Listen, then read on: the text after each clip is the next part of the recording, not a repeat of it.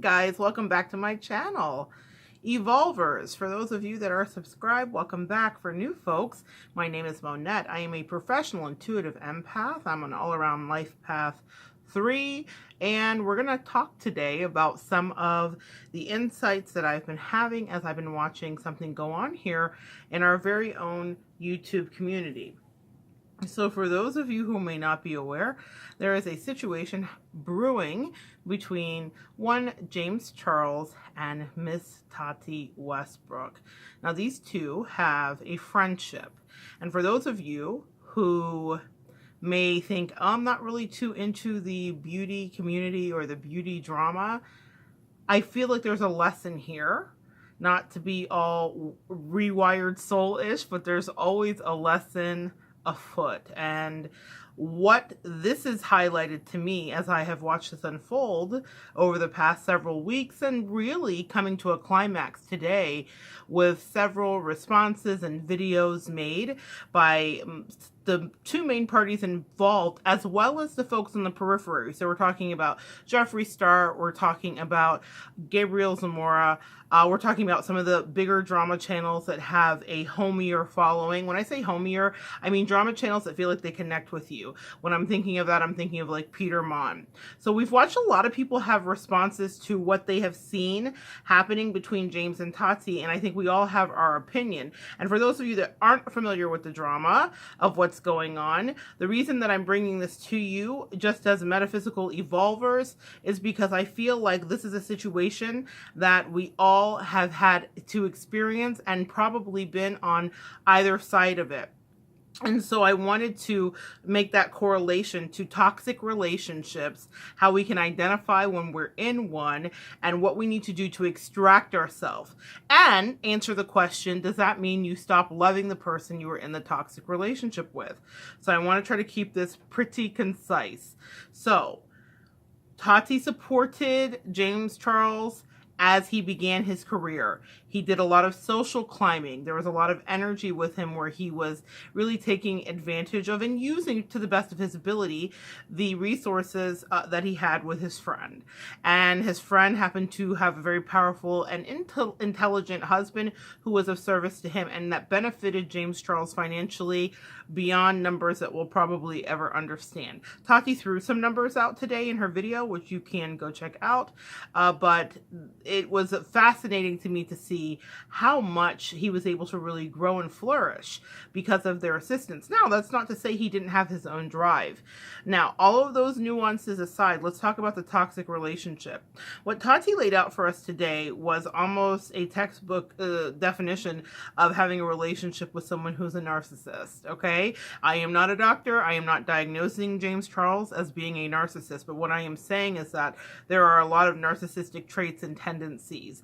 And I also want you to be aware that there's a lesson here from what Tati experienced, not just that she was dealing with James Charles as she kind of helped to create a monster, which is essentially what I felt that she was saying, but in that there were red flags that went off. Now, we call them red flags. I call them spiritual hives, meaning, are you hearing intuitively vicious or varying energy that's coming from somebody that you call a friend or a lover or a co-worker?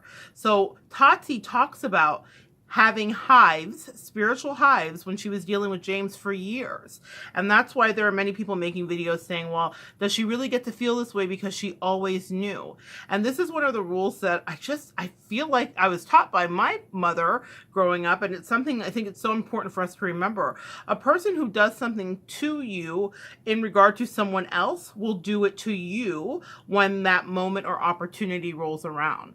And what I mean by that is if someone is nasty and if they're gossiping or if they're backstabbing, or in the case of James Charles and Tati, he undercut her business and never supported her. I will say I happen to love Tati. She's kind of a safe space for me, and I really enjoy her videos. I might not be her main demo, I don't know, but what I do know is that when I watch her, I feel calm and I feel hopeful, and she has a really lovely currency of abundance, and I like watching her because I can tap into those things. When you see YouTubers on here, you think they're just YouTubing. Each of them have their own spiritual gifts, and if you're discerning, you can extract the best of them. So that's why I love Tati and I watch her. But I remember watching Tati interact with James and being uber supportive. And I thought, gosh, Tati's such an empath. And I don't just want to paint everybody with that brush. We all have our own intuitions. But I remember thinking, goodness, she's giving and giving and giving and giving and giving. And for you empaths that are tuned in, does that not look familiar? Does that not feel familiar to be the giving partner in a relationship and not having reciprocity?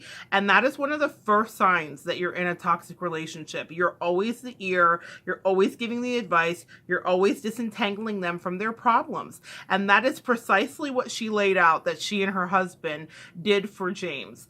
Also, when you are an empath, the second thing that happens is you will start to feel an ownership or a kind of an energy connection to the person, like they need your help and your guidance. And they may very well, but there does come a point where we stop being of service to them and we start being a disservice because they're not learning the lessons that they need to learn.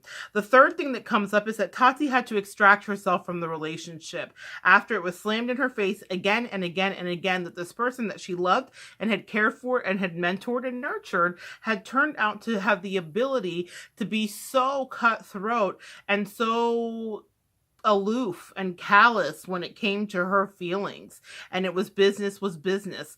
And when we're dealing with narcissist energy, there are flying monkeys. That's what Gabriel Zamora is.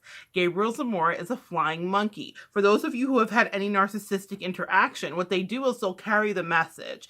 So what narcissists use as one of their strongest manipulation tactics or traits is triangulation. So what James Charles did was he triangulated with all of the influencers that have something to gain from being around him, and he started ferreting information and messages. Tati talked about knowing with receipts from several of the drama channels that James Charles had given information purposely to kind of fluff out his end of the story and to do damage control. So what you're dealing with are these very classic narcissistic traits, and I don't think that everybody made the connection. I don't even think that Tati made the connection until a couple days ago when she made that video, or a week ago or so when she made the video and she was in tears. That's when the realization hit her that she was in a situation with a person who was really willing to take advantage of her and who really didn't have her best interest at heart. And it broke my heart to watch her have to do that. But what I loved is how strong she was, how resolute she was, and how she said, I'm going to now put up boundaries. Now, she also said something that I thought was interesting. She said, I always dreamed that we would come back together when he was an adult and when he had the ability to really rationalize and be more mature. That is the hope that she has for him. And the feeling I have as an empath about the relationship is that there was a soulmate relationship where Tati and James knew each other in other lifetimes. That may seem far-fetched and pretty woo-woo to those of you that might just be perusing this because you're interested in the drama, but we do make appointments to meet up with those that we've known before. Now, Tati always describes having a parental feeling with James, and there is an age difference that would denote that that might be the course or the path they would take, but I believe it's because they've known each other before and they made an appointment to meet up in this life. James Charles has also brilliant currency in regards to abundance. And even though he's lacking in character, that much is to be sure, what he has is the ability to generate not only income, but interest. And that is a gift and a talent, as we know, that holds a lot of currency today. This is a pivotal crossroads for him where he has an opportunity to grow and evolve into the person. I do believe he will not regain Tati back mano a mano and as dear friends as they once were, no matter how much he may try. And I believe that the purpose of this soulmated interaction is that he is supposed to know that he cannot always have his way. He is also supposed to understand that this is the cost, not just of doing business, but this is the cost of adulthood. We make choices and we forfeit a few dollars on one end to maintain a friendship that we've cultivated for years and years. It's a lesson he can't unlearn. It's a lesson he couldn't have learned through anybody else than a pure empath like Tati Westbrook. She essentially sacrificed herself in order for James to learn the greater lesson. And what I'm very proud of her for is that she didn't stay any prolonged toxic relationships once it was very clear to her that James had no intention of growing, not just how she wants him to. Our growth and evolution takes our own course. We take our time with that. But she had expectations that he would evolve and fit into this mantle that's rested on his shoulders. It's a heavy thing for him to carry.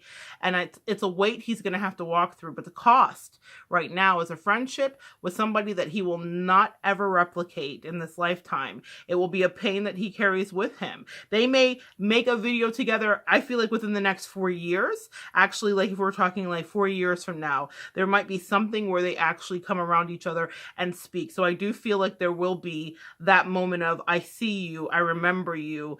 And I don't know if it's a video where they're all happy. It might be a real heart-to-heart where there are some more lessons that they're walking through. But what I don't feel is that Tati will ever allow him the proximity to hurt her again. And that is the power that we do have as empaths. Once you know the lesson, you are only enabling if you stay in a relationship with somebody who has no intention of growing and who is drunk on power, fame, or money, whatever it is. And for you, you may not have a James Charles multi-millionaire friend in your life, but you may have a toxic coworker, or you may have a crazy husband or a crazy wife or a crazy boyfriend or girlfriend, or a best friend who drains the life out of you, or a work acquaintance who drains the life out of you. I have had best friends that were narcissists, right? And I thought that I was really their dear friend. I was doing what Tati did, a lot of fixing, a lot of saving, a lot of intervening, and a lot of helping. And I cleared those people out of my life. More stories to come with that. But the point is that in order for me to grow into the person and the professional that I became, I could not give away my services for free. I couldn't deplete my energy with people that no longer valued me. And now the people I have in my life, I love, dear friends that I love, that time or distance, it doesn't matter. We're still friends, and we wouldn't sell each other out for simple things, is what I believe. You know, you never know till you're tested, but it's what I believe. And so I just wanted to pass that message along to you guys. If you're dealing with getting out of a toxic relationship, to stay is to do a disservice, not just to yourself, but also to them. And more than you realize. If you think you're doing them a favor, you're not. Most of the lessons that narcissists and empaths need to learn happen within the first 6 months. Any more than that, you're just being a glutton for punishment. And that doesn't mean you're bad. It takes us the time it does for us to disentangle ourselves and walk back from these unhealthy relationships. I just want you to see that and know it. And if you know about James and Tati, and you know about the drama and the people on the periphery, then go ahead and leave a comment below. Maybe you agree, maybe you don't. Either way, does this replicate any relationship that you've walked through? So it was so great to have a chance to chat with you guys today.